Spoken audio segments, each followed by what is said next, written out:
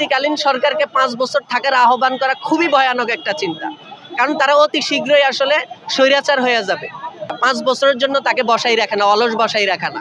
Doctor Yunus সাহেব অন্তর্বর্তী বিষয়টা তো বুঝেন আপনারা, অন্তর্বর্তী মানে 5 বছর না। ফলে আপনাদেরকে এটা বুঝতে হবে, আপনারা যখন অন্তর্বর্তীকে 5 বছরের জন্য এইরকম আন্দোলন করবেন, ভবিষ্যতেও যারা অন্তর্বর্তী হিসাবে আসবে তখন তারা হয়ে যাবে পুরাতন স্বৈরাচারদের মতো। ফলে এইটা আপনাদের একটা ভুল চিন্তা যে এই অন্তর্বর্তী সরকারকে আপনি 5 বছর রাখবেন। আপনার কাজ হচ্ছে এই অন্তর্বর্তীকালীন সরকার যে বসছে 7-8 মাস হয়ে যাচ্ছে, এখন পর্যন্ত সে কি কি কাজ করতে পারছে, এবং আপনারা আসলে আপনাদের কাউকেই এখানে চিনতেছি না আসলে। আচ্ছা, এবং আপনার পয়েন্ট হচ্ছে একটু বলতে দেন, আপনি তো বলছেন প্রথম পয়েন্ট হচ্ছে রাষ্ট্র সংস্কার। আসলে বসেন না দাদা, বসেন একটু প্লিজ। প্রথম কথা হচ্ছে দাদা, আপনি বলছেন যে রাষ্ট্র সংস্কার আন্দোলন নামে একটা দল আছে, আমরা জানি না, আমরা স্বীকার করতেছি, আমরা জানতাম। এখন একজন মানুষ সবকিছু জানতে হবে এমন কি কোনো কথা আছে ভাই? একটা মানুষ না জানতেই পারে। দ্বিতীয় কথাটা একটু পলিটিক্যাল ন্যূনতম বোঝা পড়া যায় বাংলাদেশে। একটু বলতে দেন। ধরেন বাংলাদেশে 100-র বেশি রাজনৈতিক দল হয়তো আছে, এর মধ্যে 20-30টা পার্টি হচ্ছে ধরেন এই যুগপৎ আন্দোলনে আছে, আওয়ামী জোটের বাহিরে যে যুগপৎ আন্দোলনে আছে, এর মধ্যে রাষ্ট্র সংস্কার আন্দোলন অন্যতম একটা পার্টি। এবং শুধু এইটা না, আমরা 2016 সাল থেকে রাষ্ট্রচিন্তা, আগে বিএনপি রাষ্ট্র মেরামত বলতো, বাংলাদেশে আমরা প্রথম বলছি বিএনপিকে চ্যালেঞ্জ করে যে রাষ্ট্র মেরামত দিয়ে বাংলাদেশ নির্মাণ সম্ভব না, রাষ্ট্রের সংস্কার লাগবে, এটা সর্বপ্রথম আমরা বলছি। এবং এই পার্টিটা 2016 সাল থেকে রাষ্ট্রচিন্তা নামে কাজ করে, 2021 সালে এটা ঘোষণা দিয়ে পলিটিক্যাল পার্টি হয়েছে, বিএনপির সাথে যুগপৎ আন্দোলনে আছে, এবং রাষ্ট্র সংস্কার আন্দোলনের নেতৃত্বে গণতন্ত্র মঞ্চ নামে একটা জোট কিন্তু আছে, 6টা সংগঠন মিলায়া, যেখানে গণ অধিকার পরিষদও ছিল, পরে তারা বের হয়ে গেছে। এইরকম একটা পার্টিকে আপনারা চিনেন না এবং সেটা বলতেছেন যে ভুল করে লেখা, এইটা আসলে ক্ষমাযোগ্য কিনা এটা আপনাদেরকে বলতে চাই। বুঝতে পারছি, এবং এটার জন্য আপনি সরিও বলছেন। এখন আপনাদের কাছে আমার প্রশ্ন হচ্ছে, মানে আপনারা কি কেউ এখানে পলিটিক্যালি কোনো পার্টির সদস্য কিনা, বা কে? আমরা এখানে কেউ কোনো পার্টির কোনো পদে নাই, মানে পদে না, আমরা মানে আমি আপনাদের সম্পর্কে যতটা খোঁজ খবর নিছি, আপনারা কেউ কেউ হচ্ছে নাগরিক পার্টির কোনো কোনো ইউনিটে কাজ করেন, অথবা নাগরিক কমিটি, তো ওইভাবে ইউনিট এখনো গঠন করেন, নাগরিক কমিটি করছে, পার্টি করে নাই। তা আমি শুনছি যে আপনারা কেউ কেউ হচ্ছে নাগরিক কমিটির কোথাও কাজ করেন। একটা কথা বলি, মানে আপনারা তো অধিকাংশ একজন লোকের ব্যক্তির অনেকগুলা ফেস থাকে। না না না, তা থাকে, মানে আমি আপনার প্রশ্নের উত্তর তো আমাকে দিতে হবে, আপনি আমাকে জিজ্ঞেস করছেন না। একজন লোকের ব্যক্তিগত অনেকগুলো ফেস থাকে। এখন আমি একটা জিনিস ক্লিয়ার করতেছি, আমরা কোনো রাজনৈতিক দলের পোস্টেড নেতা না, আমরা একটা দলের সমর্থন করতেই পারি, এটা আপনারাও করেন, সবাই করে। এইখানে আসার পরে, এইখানে আসার আগে কোনো ধরনের রাজনৈতিক দলের ব্যানার থেকে আমরা কোনো যোগাযোগ, কোনো প্ররোচনা, কোনো ধরনের সাপোর্ট, কিংবা আমাদের ব্যানারে আপনাদের নামটাই আমরা মিস্টেক, আপনাদের নামের জায়গায় তো তাহলে আমি আমার রাজনৈতিক দলের নামই লিখতে পারতাম যে আমি অমুক দল থেকে আসছি। আমি এখনো ক্লিয়ার করি নাই ভাইজান, একটু ক্লিয়ার করতে দেন। তো এখনো আমি সবার সামনে ক্লিয়ারলি বলতেছি, ব্যক্তি আমরা এখানে যখনই আসছি তখনই আমরা একটা নিরপেক্ষ চিন্তা থেকে আসছি। আর এইখানে যদি আমরা রাজনৈতিক প্ররোচনায় আসতাম, আমরা এখানে যে কাউকে বলতাম না যে আপনারা যারা যারা এই মতের সাথে একমত আছেন সবাই আমাদের সাথে যোগ দেন, বাংলাদেশের প্রতিটা অঞ্চলে প্রতিটা জায়গায় আপনারা এই আন্দোলনে এই মেসেজ ছড়া দেন, যদি আপনারা আমাদের সাথে একমত হন, একটা লাইনে একমত যদি হন। সেকেন্ড থিং হচ্ছে, রাজনৈতিক চিন্তা মানুষের থাকতে পারে, কেউ কারোর সন্নিধ্যেও থাকতে পারে, তার মানে তো এই না যে সে তার দ্বারা পরিচিত হয়ে আসছে। এরকম হইলে তো অনেকে অনেকের মারফতি প্যাচ মারবে, তাহলে তো কেউ আর কোনো কথাই বলতে পারবে না। এখন বিষয় হচ্ছে কি, আপনারা যেহেতু একটা পার্টির সদস্য হইলেও আছেন, মানে কাজ করেন, সমর্থন করেন, যাই করেন, ফলে ধরেন আপনাদের উচিত হচ্ছে আপনাদের চাইতে পলিটিক্যাল বোঝাপড়া যাদের বেশি, যারা হচ্ছে নীতি নির্ধারণী ফোরামে আছে, তাদের সাথে আলাপপূর্বক এই সমস্ত কর্মসূচিগুলো দিলে বিভ্রান্তি হয় না। যখন তাদের থেকে এখানে যেভাবে ডক্টর ইউনূস সাহেব বঙ্গুর বাংলাদেশকে যেভাবে নেতৃত্ব দিচ্ছে, আমরা চাই যে এর চাইতে বেটার নেতৃত্ব উনি আরো দিক, এই ব্যাপারে দ্বিমত নাই। কিন্তু ধরেন নাগরিক পার্টি সহ বাংলাদেশের একটা পলিটিক্যাল পার্টি আপনি দেখাইতে পারবেন না যারা 5 বছর ধরে চাচ্ছে। নাগরিক পার্টি সহ আমরা যারা রাষ্ট্রের সংস্কারের এবং নতুন বন্দোবস্তের আলাপ করি, আমরা চাই যে দ্রুততম সময়ে এই যে নাগরিক পার্টির সারোয়ার তুষারবাই সহ আরো যারা আছে প্রত্যেকেই কিন্তু বলে, কেউ বলে না যে নির্বাচন পিছিয়ে দাও, আমরা হচ্ছে সংস্কারটাকে গুরুত্ব দিচ্ছি। যে ডক্টর ইউনূস সাহেব অন্তর্বর্তী বিষয়টা তো বুঝেন আপনারা, অন্তর্বর্তী মানে 5 বছর না। ফলে আপনাদেরকে এটা বুঝতে হবে, আপনারা যখন অন্তর্বর্তীকে 5 বছরের জন্য এইরকম আন্দোলন করবেন, ভবিষ্যতেও যারা অন্তর্বর্তী হিসাবে আসবে তখন তারা হয়ে যাবে পুরাতন স্বৈরাচারদের মতো।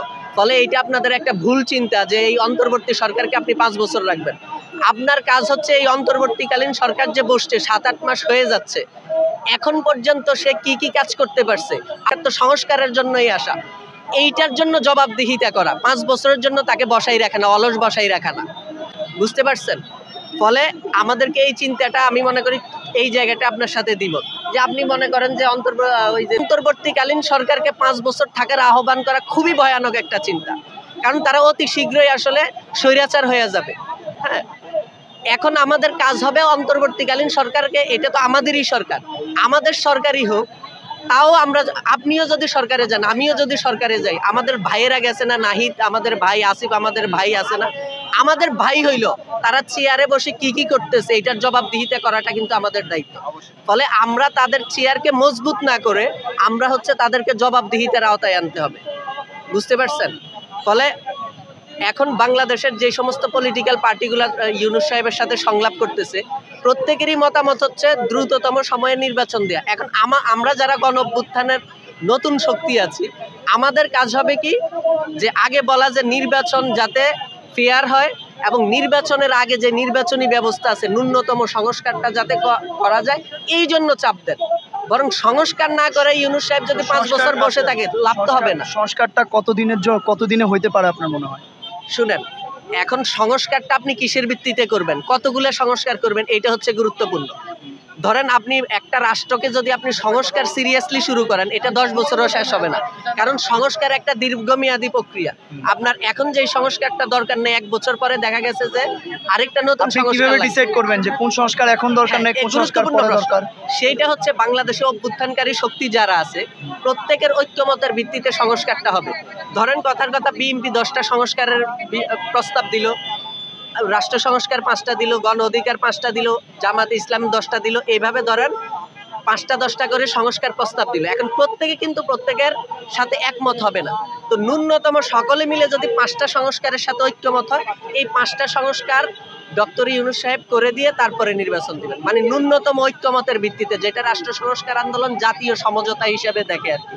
এখানে হচ্ছে আমাদের দরকার হচ্ছে যে মানে যেইগুলোর মধ্যে ন্যূনতম ঐক্যমত হয় ওই সংস্কারগুলা করবে, এবং যে আমাদের প্রথম সংস্কারটা হইতে হবে সাংবিধানিক সংস্কার, এইটার জন্য চাপ দিতে হবে। এবং নির্বাচন যে হবে, এই যে নির্বাচন তো একটা স্বৈরতন্ত্র কাঠামোর মাধ্যমে হয়, যে যারা হচ্ছে নির্বাচনী অফিসার যারা আছে নির্বাচন গুলা দেখে, তারা কি আগের মতো ওই যে ভোটের বাক্স রাতে তাহাজ্জুদের পরে ভইরা ফেলা হবে কিনা, এইটা আপনাকে নিশ্চিত করতে হবে। কেউ কেন্দ্র দখল করতে পারবে কিনা, অথবা টাকা দিয়ে কেউ ভোট কিনতে পারবে কিনা, এইগুলা হচ্ছে নিশ্চিত করতে হবে। এটা তো নির্বাচন ইস্যু, এটা মানে এই ধরনের ন্যূনতম সংস্কারগুলো আপনাকে করতে হবে। এখন আমি আপনাকে প্রশ্ন করি, এখন ব্যাপার হচ্ছে এটা হচ্ছে আপনার মতামত যে সংস্কার, আপনি এখনো একটা জিনিস ক্লিয়ার করেন নাই যে ঠিক কতদিন লাগতে পারে সংস্কারের জন্য। এই যে ন্যূনতম সংস্কার করতে এখানে ফার্স্ট থিং হচ্ছে অবশ্যই 5 বছরের কোনো দরকার। আপনি আমাকে একটু বলতে দেন, আপনি তো বলছেন এখানে, আপনি আপনার মতো বলছেন যে ন্যূনতম সংস্কার সবাই মিলে বসে 5টা 2টা করে গুরুতর সংস্কারগুলো করতে এইখানেও আপনি ক্লিয়ার করতে পারেন না যে ঠিক এক্সাক্ট কতদিন লাগবে এই সংস্কারটা করতে। আচ্ছা, second thing let me finish. কতগুলো সংস্কারে আপনি ঐক্যমত হন, এই যে বিভিন্ন সংস্কার কমিশনগুলো হয়েছে না, নির্বাচন সংস্কার কমিশন সহ আরো পুলিশ সংস্কার, নানা ধরনের সংস্কার কমিশনগুলো হয়েছে, সরকার তো এগুলা নিচ্ছে এবং এগুলো ওয়েবসাইটে দিবে, তখন আসলে জনগণ বুঝবে অথবা সংস্কার কমিশনগুলো বুঝবে যে কতগুলাতে আসলে পলিটিক্যাল পার্টিগুলো ঐক্যমত হইতেছে, তারপরে এগুলা দ্রুততম সময় করে তারপরে নির্বাচন দিবে। এবং সেটার জন্য তো 5 বছর সময় তো অবশ্যই দরকার নেই। আপনি যদি সংস্কার করতে চান, সারা জীবন যুগান্তর ধরে সংস্কার করতে পারবেন। ফলে ধরেন আমরা যদি এখন আবেগতাড়িত হয়ে ডক্টর ইউনূসকে 5 বছরের বসাই দেওয়ার জন্য এখানে নেমে যাই, তখন পলিটিক্যাল পার্টিগুলো, বিশেষ করে ধরেন বিএনপি সহ যে বড় দলগুলো আছে, তারা ধরেন আতঙ্কিত হয়ে যাবে, তারা মনে করবে যে এগুলো যে সরকারি দলেরা করাচ্ছে, এই ধরনের কথা আসবে। ফলে ধরেন বিভ্রান্তি সৃষ্টি হবে। আমাদের সকলের ঐক্যবদ্ধ কাজ হচ্ছে সরকারকে ন্যূনতম সংস্কারের জন্য বাধ্য করা, বুঝতে পারছেন? ধরেন 5 বছর পরেই ইলেকশন হইল, আপনাদের দাবি তো 5 বছর পরে যদি ইলেকশন হয়, ওই ইলেকশনে যদি যাদের টাকা আছে এরা যদি টাকা দিয়ে ভোট কিনে, তখন কি কোনো লাভ হবে?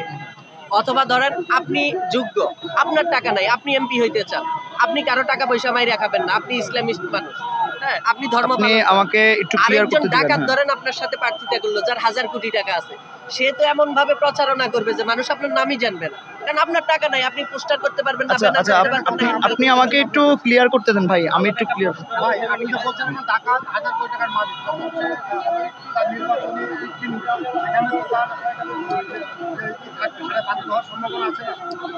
এখন সেইটার জন্যই তো আপনাকে নির্বাচনী যে ব্যবস্থা আছে সেটাকে সংস্কার করতে হবে। আপনি দেখেন বাংলাদেশে যে নির্বাচনী কালচার আছে, যে ধরেন নির্বাচন হইলে, এই কথা বলে না, নির্বাচন হইলে কি হয়, যে যার টাকা আছে সে কি করে, একদম কোটি কোটি টাকা খরচ করে নির্বাচনী প্রচারণা। পৃথিবীর কোন সভ্য রাষ্ট্রে এই কালচার আছে আপনি আমাকে বলেন? অথচ এটা করার দরকার ছিল কি, সরকার যতগুলো প্রার্থী দাঁড়াবে সরকারিভাবে তাদের প্রচারণাটা করে দিবে যে অমুকের মার্কায় এই, অমুকের কোয়ালিটি এই, সে যদি নির্বাচিত হয় এই এই কাজগুলো সে করবে, এইটা সরকার হচ্ছে করে দিবে। তখন সেখানে হচ্ছে পেশি শক্তি ব্যবহারের দরকার পড়বে না, আপনার কেন্দ্র দখলের দরকার পড়বে না। এই সংস্কারগুলো তো আমাদের লাগবে। এই সংস্কারগুলো যদি না হয়, ডক্টর ইউনূস সারা জীবন বসে থাকলেও তো ভাই আমাদের কোনো লাভ হবে না। আচ্ছা এখানে একটা কথা আপনি আমাকে একটু বলতে দেন, আপনি বলছেন জি, আমি জি, শুনছি। আপনি বলছেন যে পেশি শক্তির ব্যাপারটা, আরো অনেক ব্যাপারটা। আমরা এতক্ষণ কথার ভিতরে আমরা দুইটা কথা বলছি, যে সংস্কার শুধু রাষ্ট্রের না, সংস্কার রাজনৈতিক দলেরও হওয়া উচিত। তা এখন রাজনৈতিক দল আর রাষ্ট্র, এখন আপনি ন্যূনতম সংস্কার জিনিসগুলো ফ্রেশ করা কি আপনার মনে হয় যে ন্যূনতম সময় 6 মাস, 1 বছর, 1.5 বছরের ভিতর সম্ভব? অবশ্যই সম্ভব। কিভাবে সম্ভব? কারণ সরকার এই যে 7-8 মাস হয়েছে বসছে, সরকার এখন পর্যন্ত সন্তোষজনক উল্লেখযোগ্য সংস্কারগুলা করে নাই। প্লিজ হ্যাঁ। আপনি একটু আগে আমার সিস্টেমের কথা, আপনি যে কথাগুলো বলছেন, রাজনৈতিক দল বসবে, এ 2টা সংস্কার দিবে, ও 2টা সংস্কার দিবে, সংস্কার সবগুলা লিস্টেড হবে, কয়টা পাল, একটা ব্যাপার বলছেন না, জনগণ যখন চায় তখন জনগণ পেপার বুঝে না। আর আমরা এখানে যারা বসছি আমরা জনগণের পার্ট হয়ে বসছি। আমরা যতগুলো দাবি দিছি 5 বছর বলছি, 5 বছর না, আপনি কমেন্ট বক্সে যান, ফেসবুকে যান, বিভিন্ন জায়গায় যান, সেখানে জনগণ অলিখিত ভোট দিতেছে। সেখানে জনগণ 5 বছর বলতেছে, জনগণ এটাও বলতেছে ডক্টর ইউনূসের মতো যোগ্য লোক সারা জীবন চাই। আমরা এখানে বলছি, প্লিজ লেট মি ফিনিশ, আমরা এখানে বলছি it's not about doctor Yunus. আমরা বলতেছি ডক্টর ইউনূসের মধ্যে যেই দেশপ্রেম দেখছি, তার ভিতরে যে গুণগুলা দেখছি, এই গুণগুলা যদি সেকেন্ড কারোর ভিতর দেখি, সে যে কোনো সরকার প্রধান হোক, তারও যদি ক্ষমতায়নের প্রশ্ন আসে, সে থাকবে কি থাকবে না, সেক্ষেত্রে আমরা রাস্তায় নামবো। ডক্টর ইউনূস উল্লেখযোগ্য কাজগুলো করে, উল্লেখযোগ্য কাজ কীভাবে করবে? একটা দল যদি নির্বাচনের মতো তবজি টিপে, আপনারা যাদের সাথে জোট আছেন তারা যদি তবজি টিপে নির্বাচন, তারপরে আরও ইস্যুগুলো নিয়ে যদি তারা রীতিমতো প্রেশারেই থাকে, একটা সরকারকে তো আপনি সাপোর্ট দিবেন, সাপোর্ট না দিয়ে যদি তাকে রীতিমতো প্রেশার সবাই করেন, তাকে কতটুকু সাপোর্টিভভাবে আপনারা তার পাশে ছিলেন সেটাও তো দেখার বিষয়। আপনি প্রেশার দিবেন, আমি প্রেশার দিব, সবার প্রেশার দেওয়ার অধিকার আছে। এটাও তো দরকার যে সরকারকে তার কাজের জন্য সহযোগিতা করা। আপনি বলছেন সংস্কারের প্রশ্নে, সরকারের কথা ডক্টর ইউনূস বলছিল ওয়েবসাইটের ভিতর জানানো হবে যে কে কয়টা দলের পক্ষে আছে, কে কয়টা সংস্কারের পক্ষে আছে। একটা বৃহত্তর দল তো সেই ক্ষেত্রেও মতামত দেয় নাই। যেহেতু ওই বৃহত্তর দলের প্রতিনিধিত্ব করি না, না একটু বলতে, আমি সেই দলের কথা আপনি বলতেছি না, বৃহত্তর দলের বিরুদ্ধেই যায়, তাহলে ওইটার আপনি তো বলছেন আপনি তাদের সাথে জোটে আছেন। সিস্টেম চেঞ্জ ছাড়া আপনি কিভাবে করবেন? সিস্টেম চেঞ্জ ছাড়া কিভাবে করবেন ভাই? আপনি তো আপনি বলতেছেন শর্ট টাইম। না অবশ্যই সংস্কারের জন্যই আসলে সংস্কার একটা দীর্ঘমেয়াদী প্রক্রিয়া, সেটা আপনি চাইলে সবাই চায় করতে পারেন। আমাদের প্রশ্ন উত্তর দিয়ে যান। বসেন প্রশ্ন করুন। আমরা তো জানতে পেরেছি যে ডিসেম্বরের নির্বাচন বা সর্বোচ্চ হলে পরবর্তী বছরের মার্চ থেকে জুনের ভিতরে নির্বাচন হবে। আপনি সেটার পক্ষে কিনা? আর ভাইয়ের কাছে একটা প্রশ্ন, সেটি হচ্ছে যে আমরা ফেসবুকে দেখতে পাচ্ছি যে অনেক সমন্বয়ক তারা আওয়ামী লীগদেরকে আশ্রয় দিতেছে এবং তাদের কাছ থেকে শুনতে পাচ্ছি যে টাকা পয়সা খেয়ে তারা সাপোর্ট দিতেছে, যে কারণে উত্তরার মতো জায়গাতে এখন আওয়ামী লীগ হচ্ছে আন্দোলন করতেছে। এটা এই সরকার ট্যাকেল দেওয়ার মতো ক্ষমতা আছে কিনা, যেহেতু তাদের যারা সমন্বয়ক বা যারা আছে তারাও দুর্নীতিগ্রস্ত? আপনি কোন প্রশ্ন কাকে করছেন? দ্বিতীয়টা আমাকে করছেন, প্রথমটা ওনাকে করছেন। আচ্ছা প্রথমত হচ্ছে আমি মনে করি যে ডিসেম্বরে যদি নির্বাচন হয় তাহলে বাংলাদেশের সংস্কারগুলো হবে না। তার মানে এটাও না যে 5 বছরের পক্ষে আমি। ন্যূনতম সংস্কারগুলো করতে যতদিন লাগে, সেটা 1 বছর লাগতে পারে, 2 বছরও লাগতে পারে, সেটা জাতীয় ঐক্যমতের ভিত্তিতে এমনভাবে সংস্কার করা যাতে পরবর্তীতে কেউ আসলে এই সংস্কারগুলোকে আবার, যেমন অনেকে হুমকি দিচ্ছে যে আপনারা সংস্কার করবেন, আমরা আসলে কিন্তু পাল্টাই ফেলবো, এই গুন্ডামি যেন কেউ সংসদে গিয়ে আর না করতে পারে। এইরকম সংস্কার করার পরে, এবং সেটা অবশ্যই জাতীয় ঐক্যমতের ভিত্তিতে করার পরে তারপরে নির্বাচন আপনি কালকে দিয়ে দেন, কিন্তু আমি মনে করি সেটা আগামী 6 মাস 1 বছরের মধ্যে সম্ভব না।